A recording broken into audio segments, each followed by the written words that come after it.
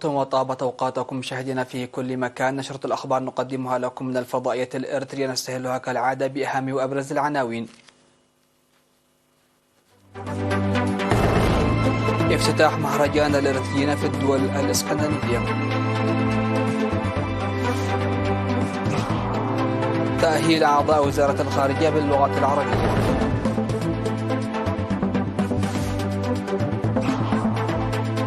الاتحاد الوطني للشباب والطلبة فرع إقليم عنسبة يقيم أنشطتهم.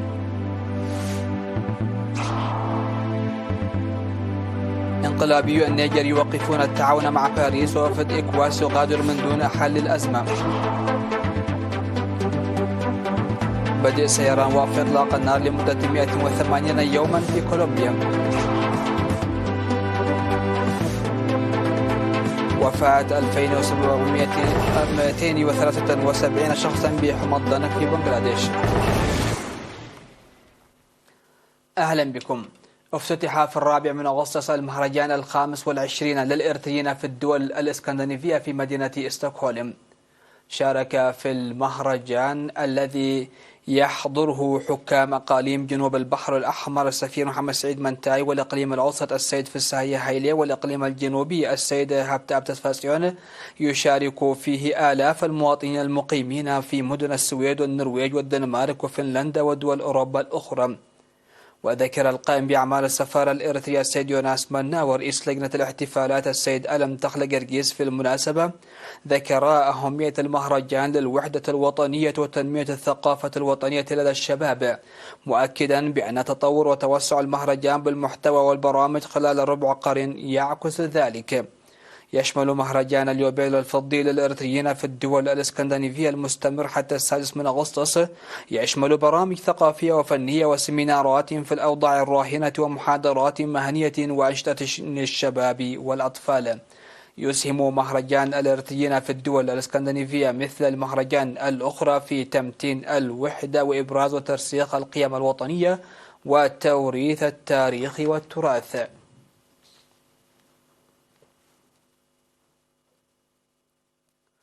تلقى 18 من أعضاء وزارة الشؤون الخارجية دورة تأهيلية في اللغة العربية لمدة عام بالتعاون مع الاتحاد الوطني للشباب والطلبة.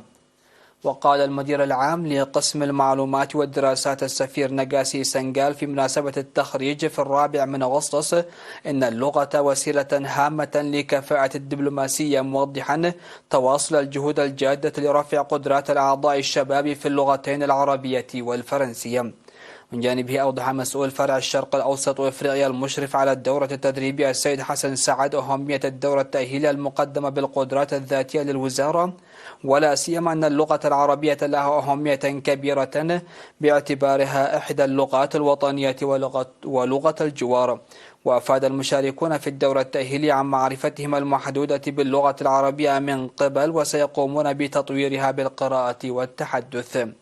حضر المناسبة وزيراء الشؤون الخارجية السيد عثمان صالح والأراضي والمياه والبيئة السيد تسفاي جبر سلاسي، ورئيس الاتحاد الوطني للشباب والطلبة السيد صالح أحمد دين، ومنسق منظمات الأمم المتحدة في إريتريا السيد تشوما، ومندوبة برنامج التنمية للأمم المتحدة في إريتريا بالإنابة الآنسة ناشيدة ساتارا.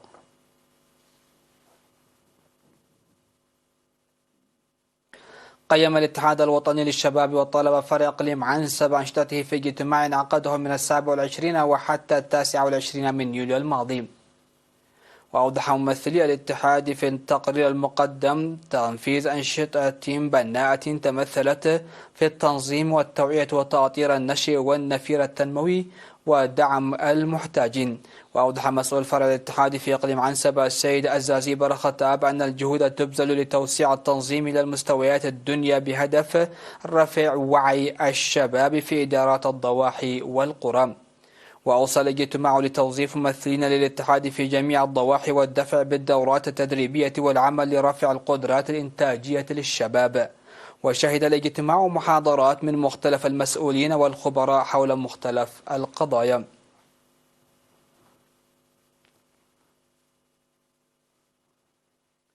قدمت الجمعية الوطنية لمعاقي الحرب فرع قردات دعما هو عبارة عن عربات الكارو لأعضائها بالتعاون مع مكتب وزارة العمل والرعاية الاجتماعية ووحدة الخدمات الاجتماعية.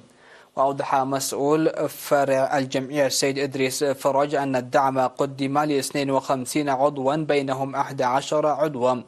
ودعا مسؤول الخدمات الاجتماعية في المديرية السيد مانويل أميني المجتمع والمواطنين المهتمين لتعزيز المساهمة لتدعيم الجهود الحكومية لإعانة المعاقين. وذكر ممثل مكتب وزارة العمل والرعاية الاجتماعية السيد قرماي قبرة أن تقديم مختلف المساعدات العينية للمعاقين عامة ومعاقي الحرب خاصة يهدف تحسين حياتهم المعيشية.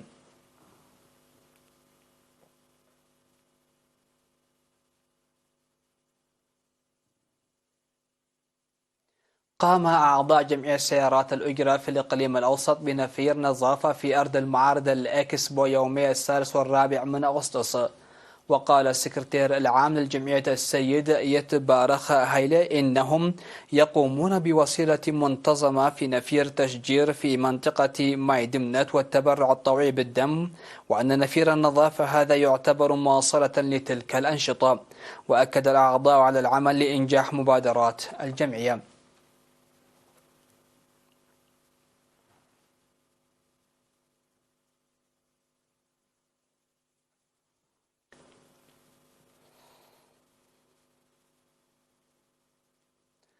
فاصل قصير من ثم نعود لمتابعة الأنباء على الصعيد العالمي.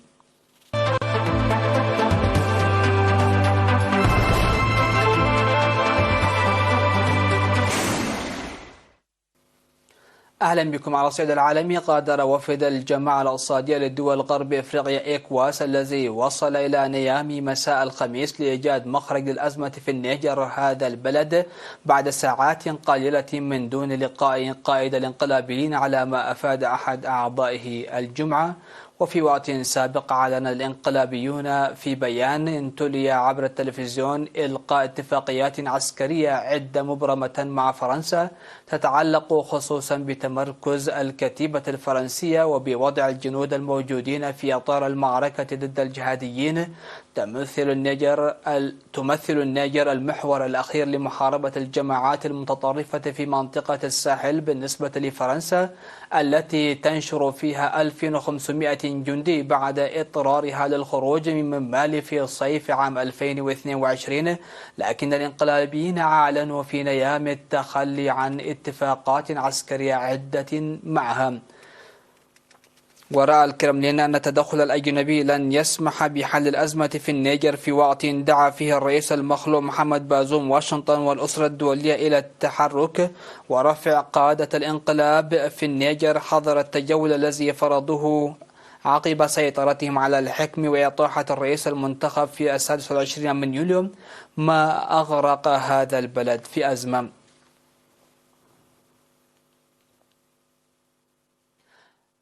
دخل وقف إطلاق النار بين جيش التحرير الوطني الكولومبي والحكومة اليسارية حيز التنفيذ، حيث سيستمر قرار وقف إطلاق النار على مدى 6 أشهر.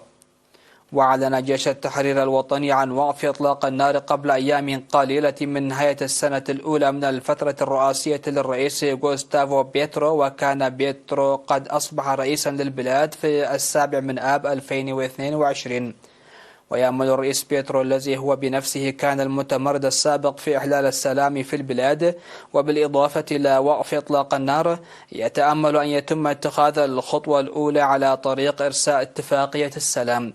وكان قد تم إبرام اتفاقية سلام تاريخية في نهاية عام 2022 مع القوات المسلحة الثورية الكولومبية التي تعتبر أكبر حركة للمتمردين في البلاد، كما أن جيش التحرير الوطني يحظى على أهمية كبيرة باعتباره آخر حركة كبرى للمتمردين التي لم تلق السلاح.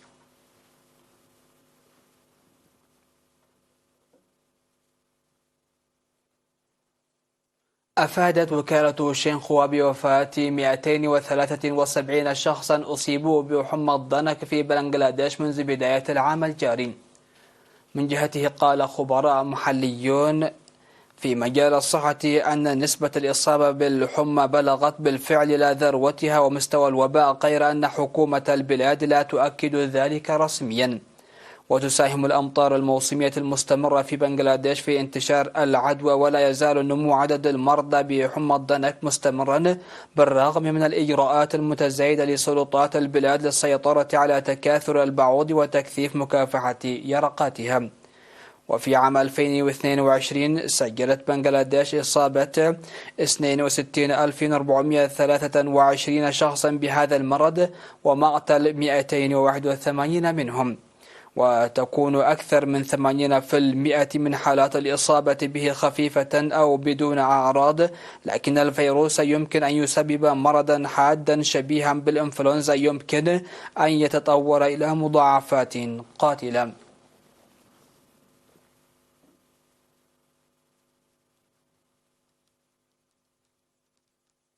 الخبر الأخير في هذه النشرة: أعلنت الحكومة البرازيلية تراجع عمليات إزالة الغابات في منطقة الأمازون إلى نحو الثلث في يوليو الماضي مقارنة بمستوياتها في الشهر ذاته من العام الماضي.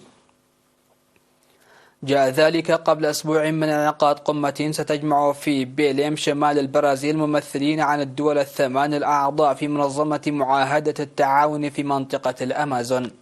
ويؤكد خبراء أهمية هذا التراجع لأن يوليو في عز موسم الجفاف الذي يكون عادة أسوأ أشهر السنة على صعيد عمليات تدمير أكبر غابة استوائية في الأرض.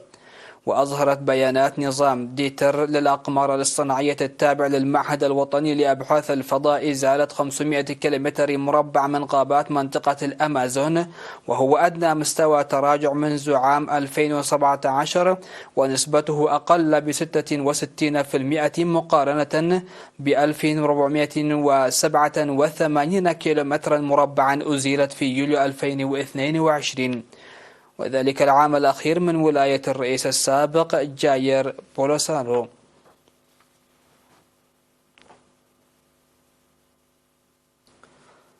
ختام نشرة هذا المساء، هذا تذكير بأهم وأبرز العناوين.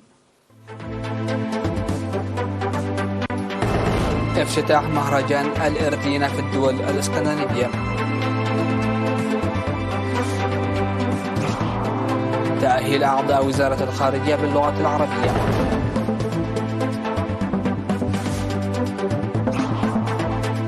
الاتحاد الوطني للشباب والطلبة فرع إقليم عنسبة يقيم أنشطته. انقلابي النيجر يوقفون التعاون مع باريس، ووفد إكواس يغادر من دون حل الأزمة.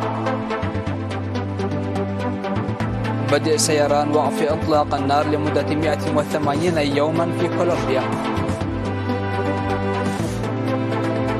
وفاة 273 شخصا بحمى الضنك في بنغلاديش.